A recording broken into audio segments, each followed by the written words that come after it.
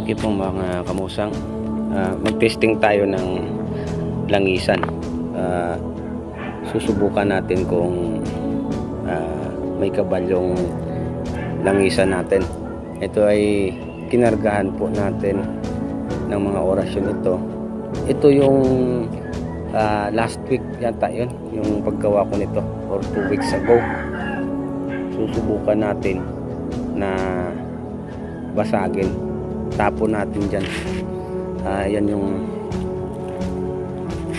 semento, yan yung puno, mataas yan, mga malapit sa 10 feet mahigit. Yan. Pero kailangan natin kargahan ulit, magpaalam tayo, kargahan natin yung kasal.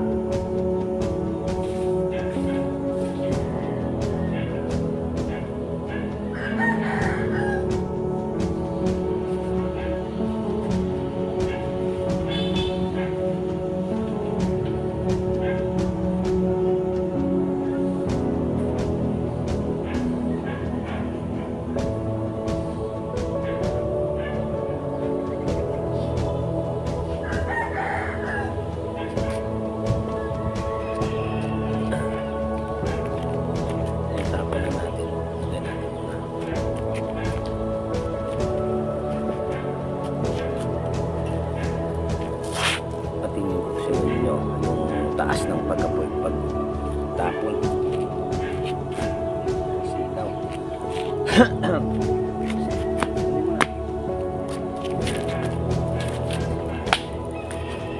Okay.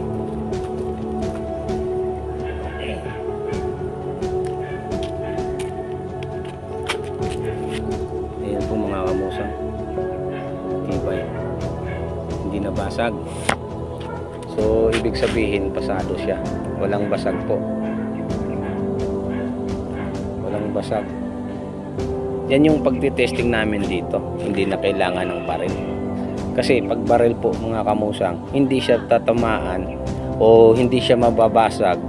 Pero pagdating ng araw, sa sobrang pagtitesting ng sobrang sakit sa gamit, siyempre may tagapagbantay, may karga ng orasyon, maaaring ipahamak ka ng tagapagbantay dahil parang hindi ka convinced.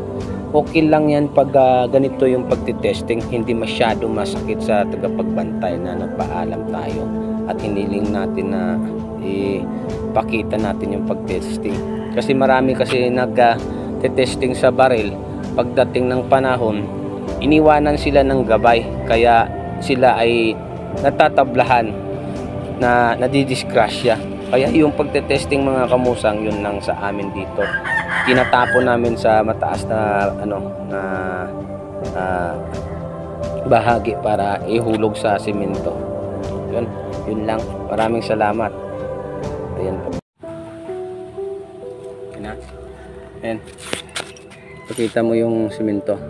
Yun yung kung nabasag yan kanina, basa yan. Wala mga kamusang. Kaya ulitin natin. Hindi ko napakita yung kasi walang may maghahawak ng video. Ito yung langisan po na puro mga mutya na kahoy at mga omo.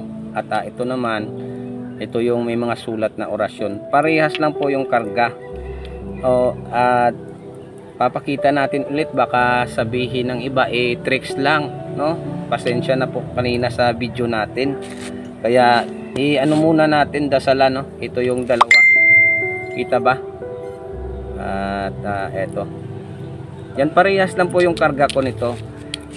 Dasalan lang natin. Baka sabihin ng iba kasi ay isang tricks lang, hindi ko na pinakita yung pagbakas ng Kaya yun yung malikod doon. Dasalan natin.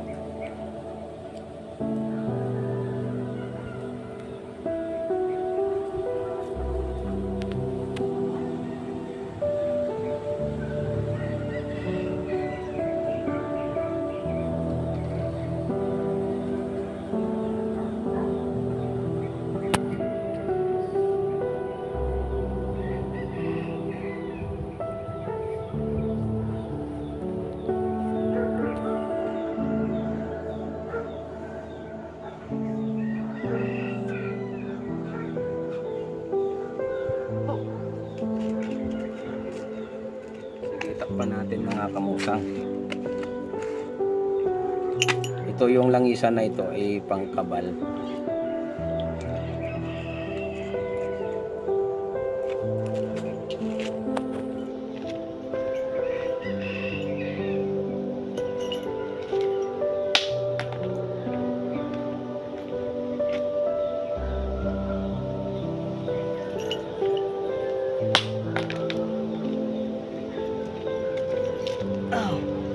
Lakas lang.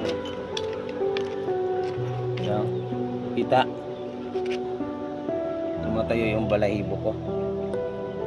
Ayan po, bumubula. Kita. Ayan mga kamusang, hindi na kailangan natin na barilin yung gamit. Kasi oras na binaril natin yung gamit, hindi siya tatamaan. Kung tatamaan man, lilihis yung bala. Pero pagdating ng panahon mga kamusang ay madidisgrasya po tayo, lilisanin ng tagapagbantay. May mga tagapagbantay na iba na mga bantay na isang tulisan na nagpapakunwari nandyan pa rin sila, pero pagdating ng panahon na yun sa critical na sistema, maaaring madidisgrasya po tayo. Kaya yung mga testing namin dito, yun lang po mga kamusang, dahil may buhay po ito kasi. At yun lang, hindi masyadong masakit yung pagtesting. Yun lang mga kamusang. Ayan, ito po sa interesado po no, ay mag-ano po kayo, mag-PM po kayo sa akin. Ayan, ito yung same lang po yung kakayahan nito mga kamusang: kabal, kunat, lihis bala, sa inggit, sa tigal po, ulam, barang o mga masasamang elemento. Yun, maraming salamat, pinakita ko kasi para malaman ng lahat na hindi ito tricks, ito ay totoo. O yun, God bless po sa lahat mga kamusang. Off muna.